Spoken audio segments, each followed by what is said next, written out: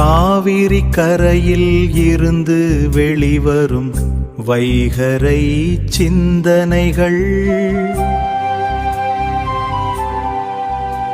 மருத்துவமனையில் அனுமதிக்கப்பட்டிருந்த அறிஞர் அண்ணாவிடம் நாளை உங்களுக்கு அறுவை சிகிச்சை நடத்தலாம் என மருத்துவர்கள் சொல்கிறார்கள்.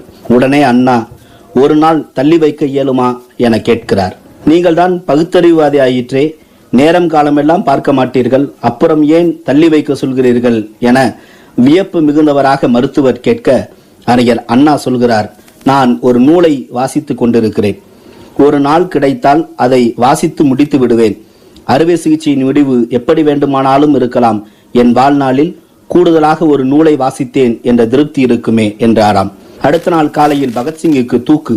சிறைக்குள் இருந்த பகத்சிங் வெளியே நிற்கும் காவலாளிகளை பார்த்து, லெனின் எழுதிய அரசும் புரட்சியும் என்கிற நூலை வாசித்துக் கொண்டிருக்கிறேன், தள்ளி நின்று பேசுங்கள், என்னை தொந்தரவு செய்யாதீர்கள் என்று உரக்க கூறியதாக குறிப்புகள் இருக்கின்றன.